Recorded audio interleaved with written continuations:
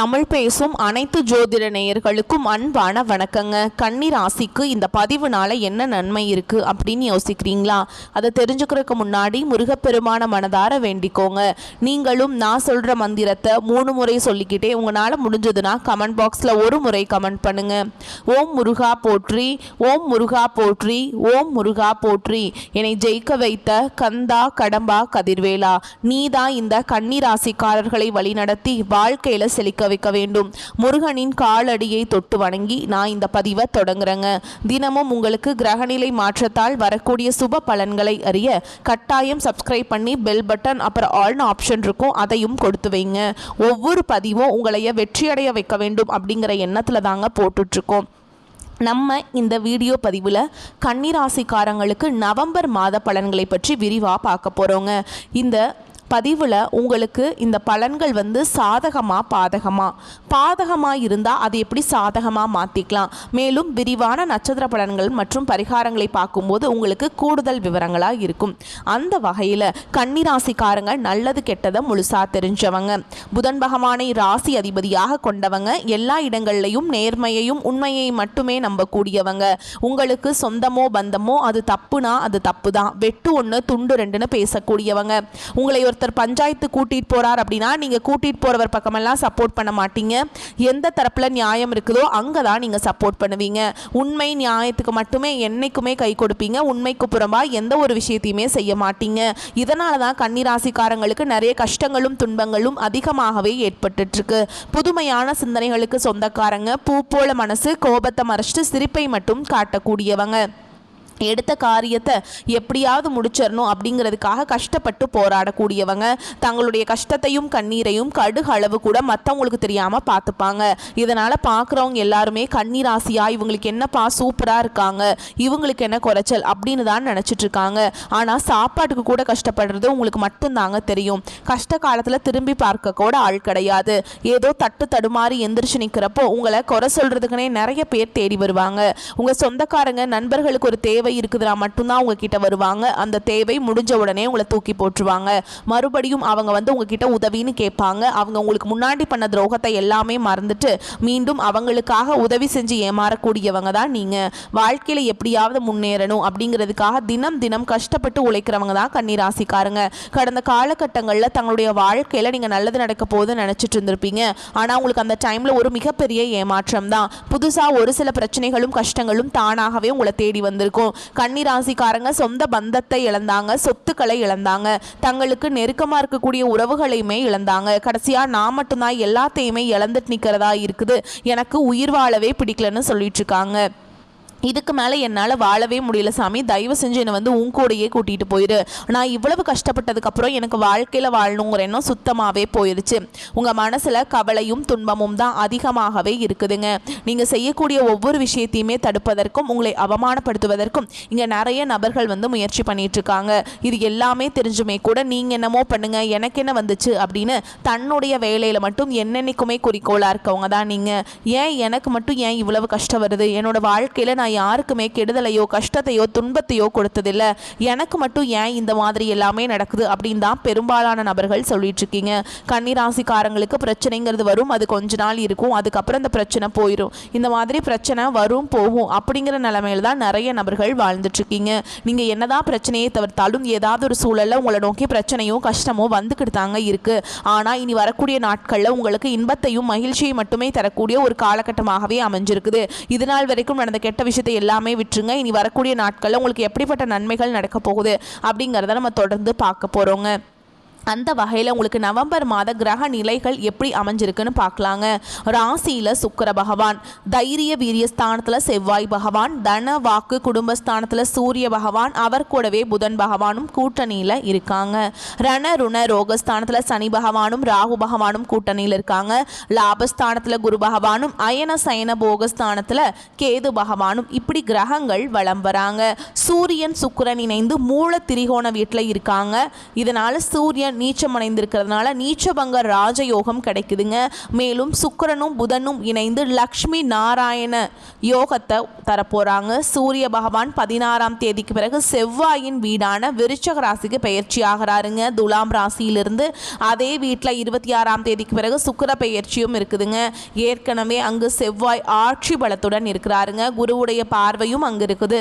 இந்த 2025 நீங்கள் அடியெடுத்து வைக்கும் போது நம்ம வாழ்க்கையில் புதிய மாறுதல் தொடக்கம் எல்லாமே நடக்க போகுது அப்படின்னு நினச்சி வந்திருப்பீங்க.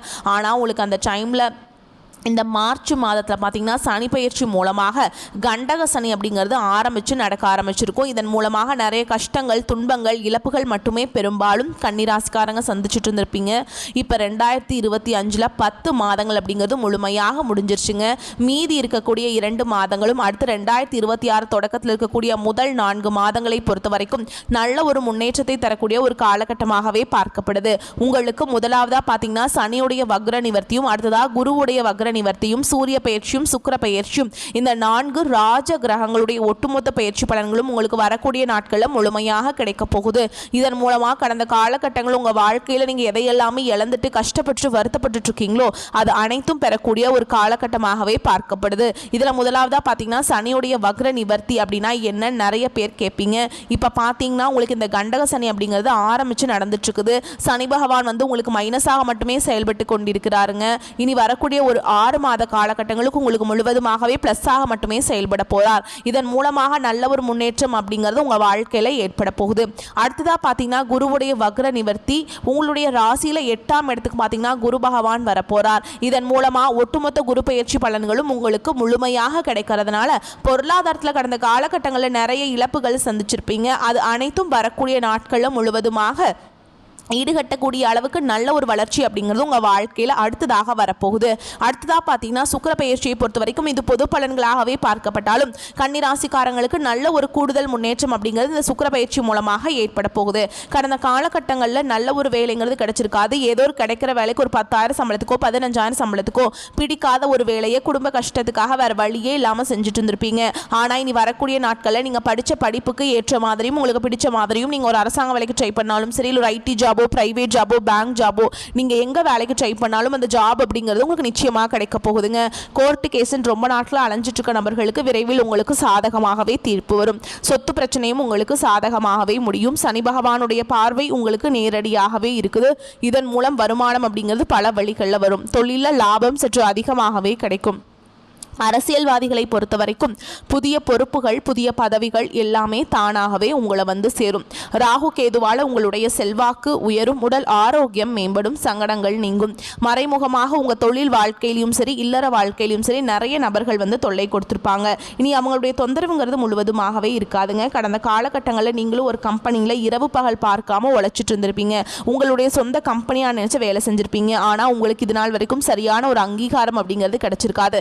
உங்களுக்கு அப்புறமோ இங்கே கூடையோ நிறைய நபர்கள் வேலைக்கு வந்திருப்பாங்க. அவங்களுக்கு நல்ல ஹையரான ஒரு போஸ்டிங்லாம் கிடைச்சிருக்கும், இல்லை ஹையரான ஒரு சம்பளம் கிடைச்சிருக்கும். இது எல்லாமே பார்க்கும்போது ரொம்பவே மனவேதனைப்பட்டிருப்பீங்க. இனி வரக்கூடிய நாட்களில் உங்களுக்கு சம்பள உயர்வு, பதவி உயர்வு, உங்களுக்கு மேல் இருக்கக்கூடிய அதிகாரிகளுடைய ஆதரவு முதற்கொண்டு உங்களுக்கு கிடைக்க போகுதுங்க. இனி உங்கள் வார்த்தைக்கும் மதிப்பு மரியாதை கிடைக்கும். அந்தஸ்தில் நீங்கள் எதிர்பார்த்த உயர்வுக்கு போக போறீங்க. இனி நினைச்சது எல்லாமே நடக்கும். தொழில் வியாபார தடைகள் அனைத்தும் விலகும். லாபம் அதிகமாக கிடைக்கும். முன்னேற்றம் உண்டாகும்.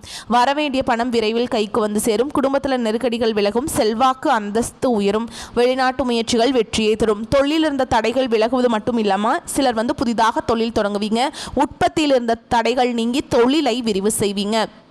வரக்கூடிய நாட்களில் விற்பனை அதிகமாகும். ஏற்றுமதி இறக்குமதி தொழிலில் நல்ல லாபம் கிடைக்கும். நீங்கள் செய்யக்கூடியது சின்ன தொழிலோ பெரிய தொழிலோ நல்ல ஒரு வளர்ச்சி அப்படிங்கிறது நிச்சயமாக உங்களுக்கு ஏற்படும். தொழிலில் இருந்த நெருக்கடிகள் முழுவதுமாகவே விலகி புதிய நிறுவனங்களை நீங்கள் தொடங்க போறீங்க. தெய்வ சிந்தனை அதிகமாகும். பெரியோர்களுடைய உதவிகள் கிடைக்கும். உறவுகளில் இருந்த சண்டை சச்சரவு முழுவதுமாகவே விலகும். புதிய நண்பர்கள் உங்களுக்கு உதவி செய்வாங்க. கடந்த காலகட்டங்களில் திருமண நிலை அப்படிங்கிறது கன்னிராசிக்காரங்களுக்கு நிறைய பிரச்சனையும் சிக்கலை மட்டுமே பெரும்பாலும் சந்திச்சிருப்பீங்க. அதில் குறிப்பாக பார்த்தீங்கன்னா பெண்களுக்கு ஏதாவது ஒரு வகையில் எளிமையாக திருமணம் அப்படிங்கிறது அடைஞ்சிருது. ஆனால் நிறைய கஷ்ட துன்பங்கள் படுறது யாருன்னு பார்த்தீங்கன்னா அது முழுக்க முழுக்க ஆண்கள் மட்டும்தான். ஏன்னா ஆண்களுடைய ஜாதகத்தில் பார்த்தீங்கன்னா சுத்த ஜாதகம்னு சொல்றாங்க. ராகு கேது செவ்வாய் இந்த மாதிரி இருக்கிறதுனாலையும் பார்த்தீங்கன்னா திருமண நிலை அப்படிங்கிறது ஒரு மாதிரி தடங்களாய் நின்று போயிட்டுருக்கு. அப்படி இல்லை அப்படிங்கிற பட்சத்தில் பார்த்தீங்கன்னா வயதும் பார்த்தீங்கன்னா ஒரு காரணத்தால் வந்து ரிஜெக்ட் பண்ணுறாங்க. இனி வரக்கூடிய நாட்களில் நீங்கள் எதிர்பார்த்த மாதிரியே நல்ல ஒரு வரன் அப்படிங்கிறது விரைவில் உங்களுக்கு அமைய போகுது. வாழ்க்கை துணையை இழந்த கன்னிராசி ஆண்களோ பெண்களோ அடுத்து வந்து இரண்டாவது திருமணம், அதாவது மறுமணம் பண்ணலாமா வேண்டாமா அப்படிங்கிற ஒரு மிகப்பெரிய குழப்பத்தில் இருப்பீங்க. அப்படி இரண்டாவது திருமணம் பண்ணும்போது சொந்தக்காரங்க தப்பாக பேசிடுவாங்களா, ஊர்க்காரங்க தப்பாக நினச்சிருவாங்களா, அவங்க என்ன நினைப்பாங்க, இவங்க என்ன நினைப்பாங்க அப்படின்ட்டு நிறைய நபர்கள் வந்து இரண்டாவது திருமணத்தை பற்றி யோசிக்காமல் இருக்கீங்க.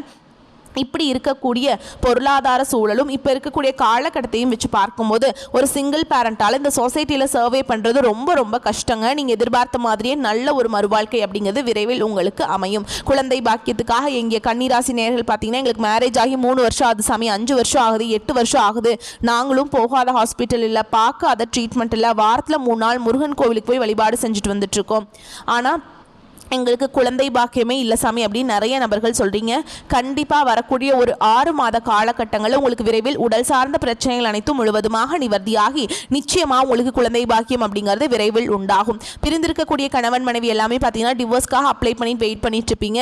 அப்படி இல்லைன்னா தனியாக சண்டை போட்டு பிரிஞ்சு வாழ்ந்துட்டுருப்பீங்க. நீங்கள் மீண்டும் ஒரு முறை நேரில் சந்தித்து பேசக்கூடிய வாய்ப்பு கிடைக்கும் பட்சத்தில் டிவோர்ஸ் எல்லாமே அப்ளை பண்ணியிருந்தாலும் அதை எல்லாமே கேன்சல் பண்ணிட்டு மீண்டும் இருவரும் ஒன்றாக இணைந்து வாழ்வீங்க.